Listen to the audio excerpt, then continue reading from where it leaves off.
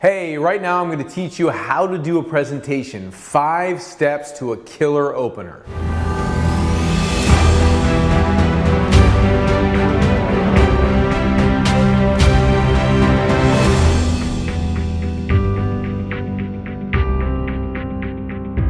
Hey, it's Ted McGrath, and right now I'm going to teach you how to do a presentation. 5 steps to a killer opener. And I've got this free gift for you right now to follow along. So make sure you download it because it will make this whole presentation easier. And it's called How to Do a Presentation. So grab it right here. All right, so let's jump into what is the key to a presentation. Number one thing that you want to do is you want to start with some energy. If I were just to sit here and go, so today I'm going to talk to you about how to do a presentation and I'm going to talk to you about a killer opener. It's going to be so great. You would be bored, right? So it doesn't matter whether you're on video, whether you're doing a webinar presentation, and mainly from the stage. Like if you're walking out to go speak to an audience, you want to start with some energy, right? So the first thing is bring some energy. Now, when I do a play also. So I do a one-man play on my life story, and I'm also a stage speaker where I sell from the stage, I speak from the stage, inspire people, and I also act from the stage. So in my play, when I come out, one of the first things that I do, the first thing the audience hears me say is I walk on the stage and I'm like, Ted McEffengrath, right? I actually say the F word, but I don't want to say it here on YouTube. But I do that to introduce myself, and then I go into this line, like, hey, I'm 22 years old. I'm the number 4 sales guy out of 120 in my office. I got the corner office, the 4-bedroom house. I'm driving the Benz. You see how it goes, right? So I'm supposed to be this arrogant prick because when I was 22 years old, I was, right? So when I come out with that type of influence on the audience of how I want them first to experience me, because that's where I'm starting the play. So when you're coming out on the stage, clearly you don't want to come out as an arrogant prick, but you want to come out in a way where you're bringing energy, and you're bringing the type of energy that's going to start the presentation off to where somebody's going to be like, okay, I'm ready. Sometimes it's shock factor, right? Sometimes it's just bring the energy. Like you walk out on the stage, hey, how's everybody doing, right?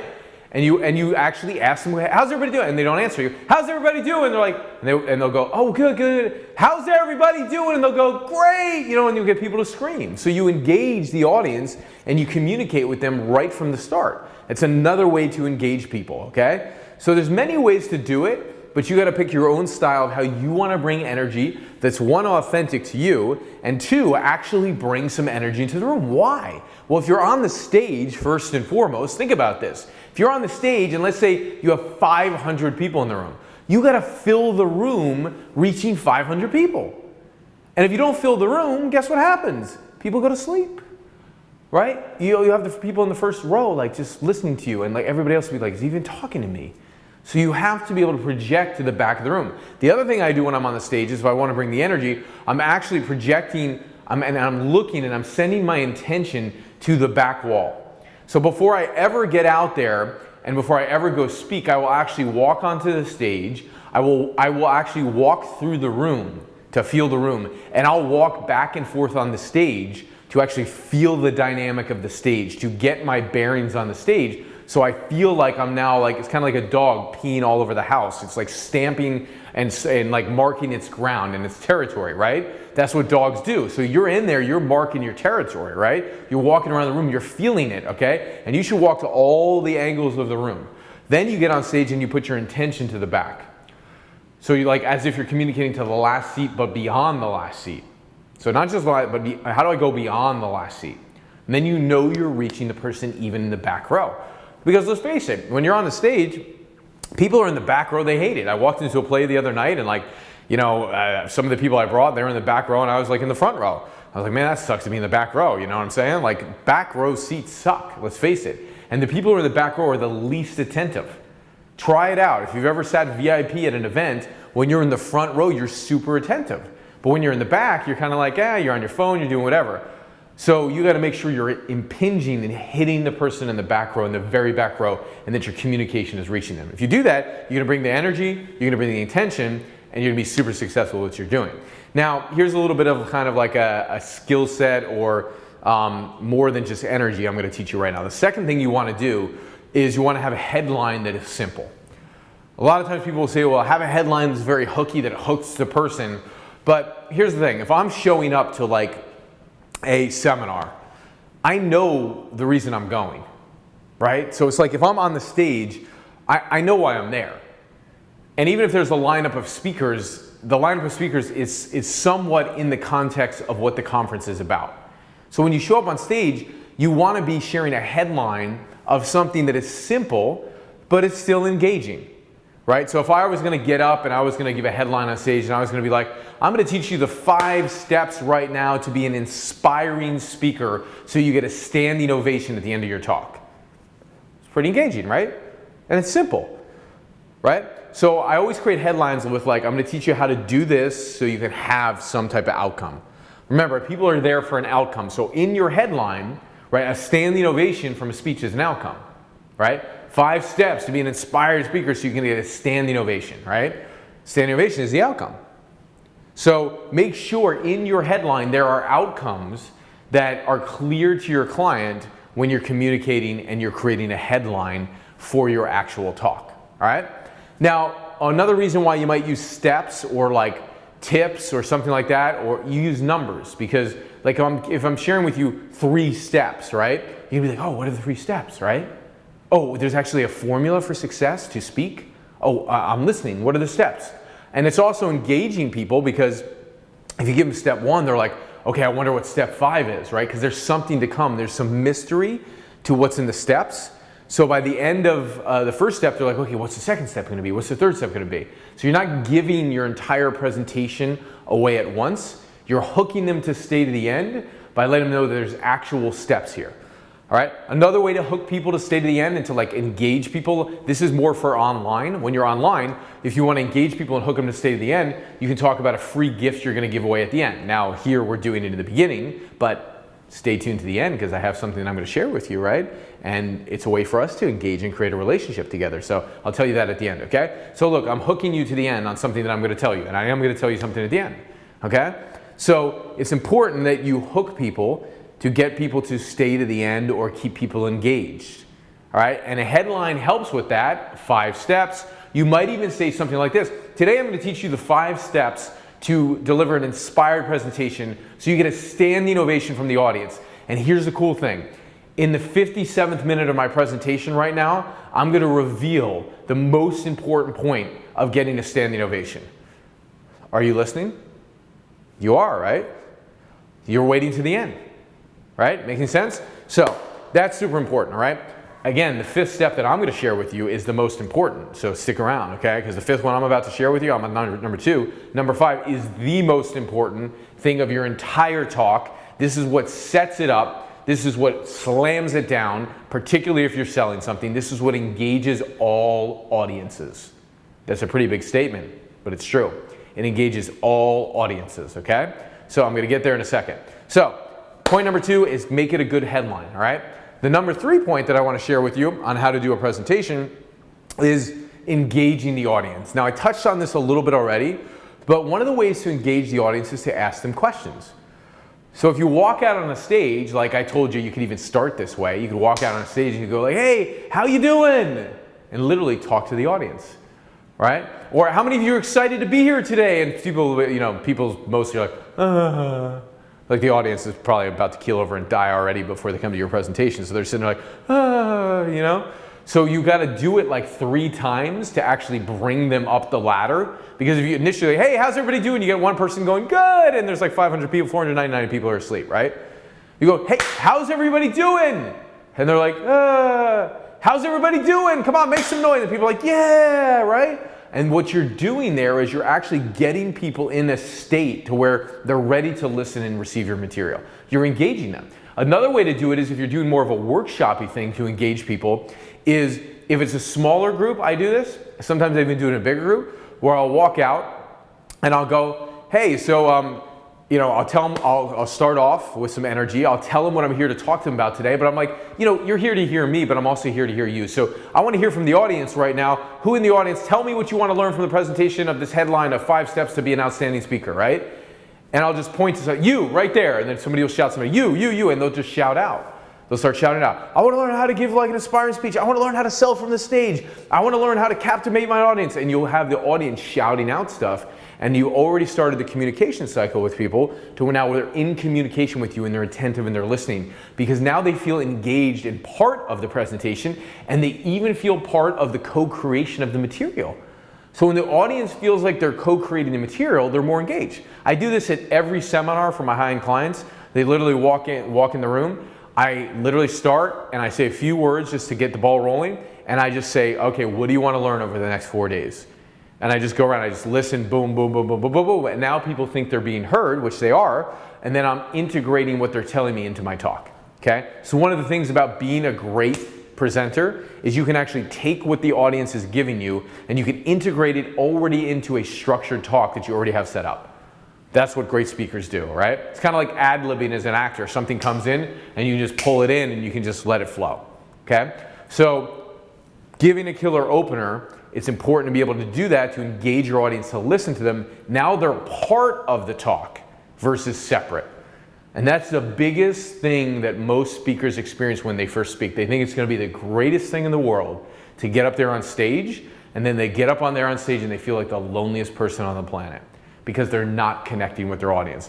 I remember when I got up there one time, the first time I ever made an offer from the stage, I was like, there were like 52 people in the room, and I got up on stage and I was like giving this inspiring presentation. I was like, yeah, I think I was talking about like, I don't know what I was talking about, but I was talking about something. And I was up there and inspiring the room, and like, you know, at the end, I was like, I made the offer, I went to go make the sale. And as I went to go make the sale, my energy kind of like was a little high, and then all of a sudden I saw people weren't responding, and then my energy dropped. And if you've ever, like, imagine this, like a machine gun with 52 bullets being shot at you at once. There's 52 people in the audience basically rejecting you. It's like 52 people shooting you at once. Every part of your body starts to hurt.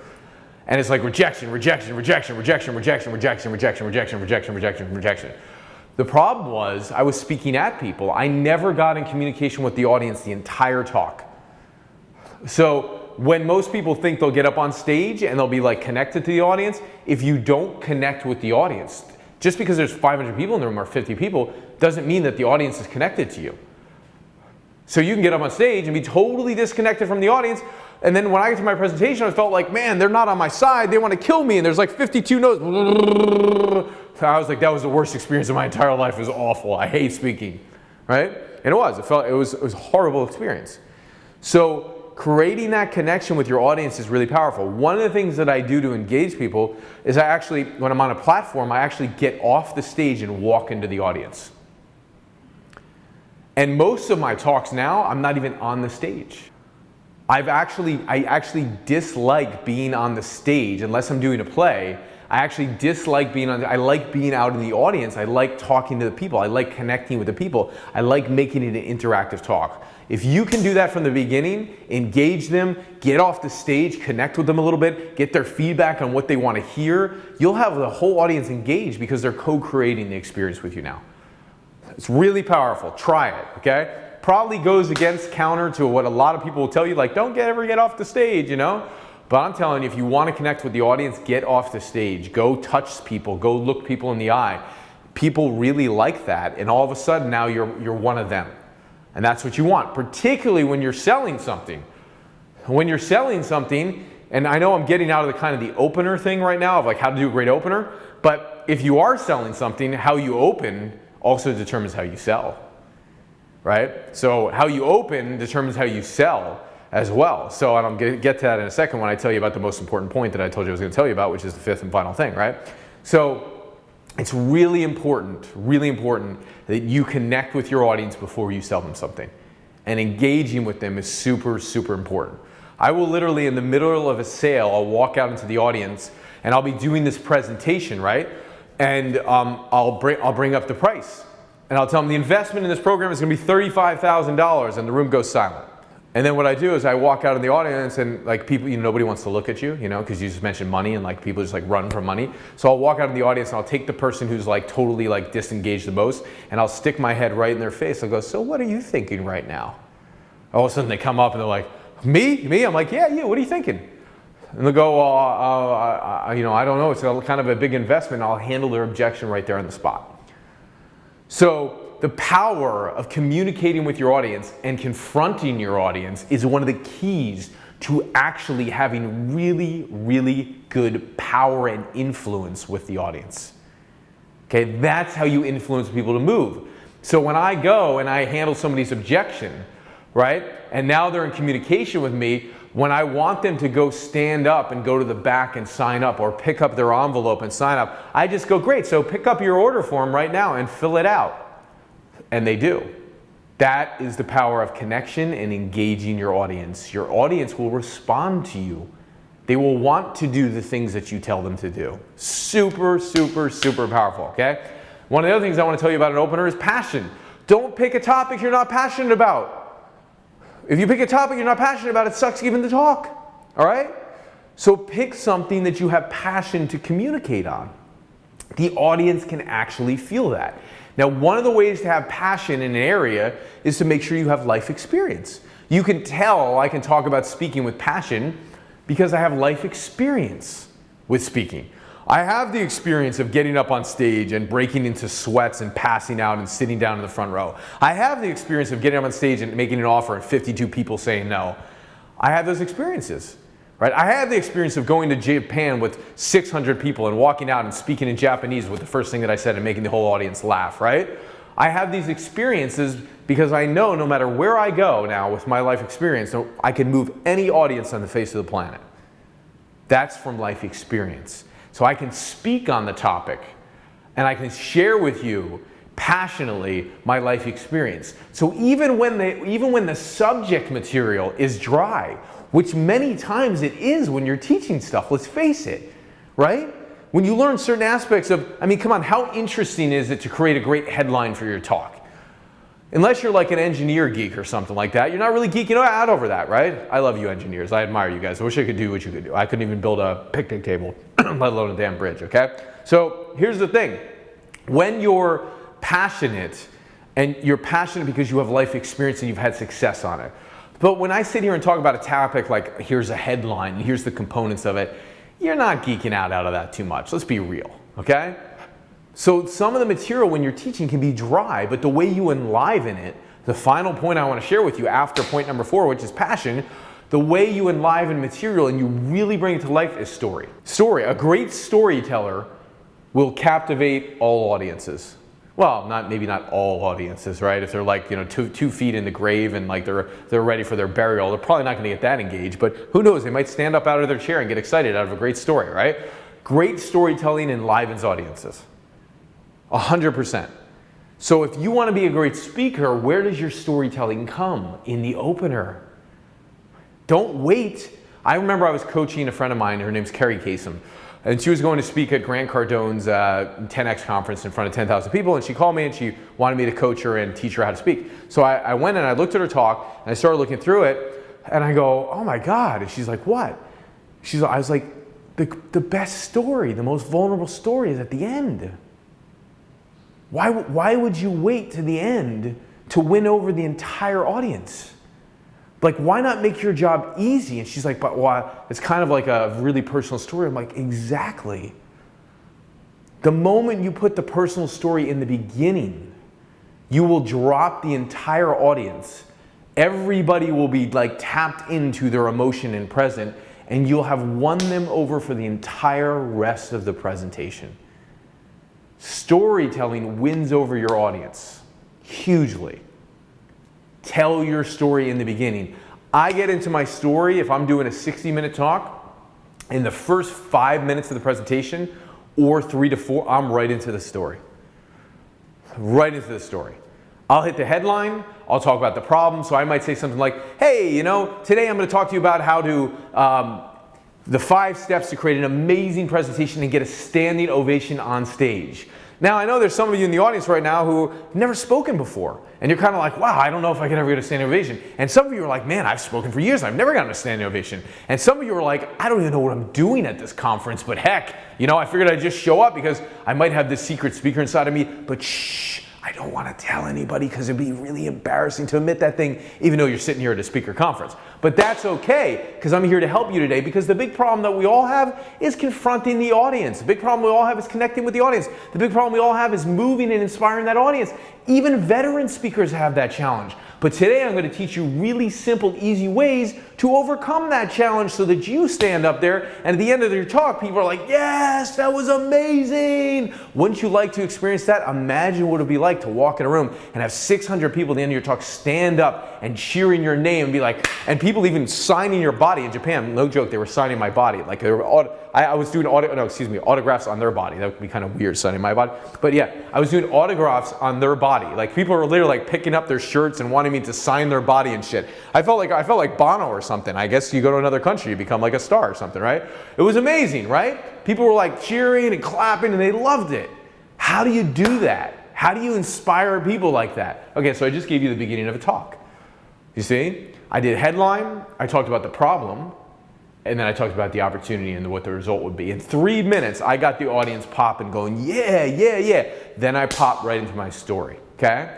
Because I've addressed the problem, I've addressed the opportunity, I'm giving you more stuff than you bargained for here. Make sure you get the free gift too, because there's better stuff in there. So, cool thing is that you hit those things and then you pop into your story. And the story, what's the purpose of the story? The purpose of the story is to show the clients the results you can produce for them without telling them these are the results I can produce. See, if I just walk up to you and I go, hey, I can tell you, how to do X, Y, Z as a speaker. Telling you, you might go, oh, well, that sounds interesting, but you're not going to believe me fully, right? But if I tell you a story, all of a sudden, the part of your brain that's like, judging and critical and all that. So all of a sudden I tell you a story, you're just lost in the story. You're going through a transformation as I tell the story to you. And you're going through the whole experience of like my pit moment where I'm like down and out and I'm like, I don't think I'm ever going to make it as a speaker. And then I'm lifting you up. And I'm giving you a breakthrough moment where I have a massive victory. And as I'm down in my pit moment and I'm losing, like I 52 bullets on the stage, right? I can tell you that story. You're thinking about, oh my God, that sounds awful. But you're also like, oh, this guy had that horrible experience. And now look at him. Now he's just crushing it. So now you're thinking like it's okay to have a bad experience. Maybe I could really be a speaker. So what I'm doing in the beginning of the story is I'm giving you hope and I'm letting you know that you don't have to be perfect, that you could fail miserably as a speaker and you could still be one of the greatest speakers in the world. So the entire audience now through the storytelling is engaged. Why? They're engaged because they know it's okay to fail. And all the feelings of insecurity that they're having just wash right out the window as I tell my story and I go through my most embarrassing moments. Like when I give my talk and I tell people about the time where I literally broke into sweats and passed out on stage, like people hear that and like, oh my God, if he went through that, maybe I could do this thing. So I instill hope. By the end of the story, everybody's inspired, they're ready to take action. And I'm not telling them my results, I'm telling a story about how I went through this journey, the hero's journey. And then at the end, ta-da, and everybody's like, oh my God, this could be me, holy shit, right? And the audience is rocking. So if that's what you want, then those were the 5 things that I wanted to share with you right now. Way more stuff I could give you because the gift is bomb, it rocks, you'll love it, it's crushing. Grab the gift now on how to do a presentation. I know you're gonna love it. Subscribe to my channel. Remember I told you I was gonna hook you to the end to tell you what to do? Well, subscribe to my channel, there's more videos. So if you subscribe, you'll get more videos, right? The people who left, they may not subscribe, they might not get these awesome content videos anymore, right? And then also, down below, ask a question. This is how we really start the relationship. You ask a question just like right from the stage, asking a question, engaging the audience. I'm engaging you, you're engaging me. Together we'll get engaged, we'll live happily ever after, all right? So make sure you do that, and if you like the content and it really serves you, make sure you go like this video. It really served me back. So I hope this serves you. I'll see you soon in the next video. You're awesome. Talk to you soon.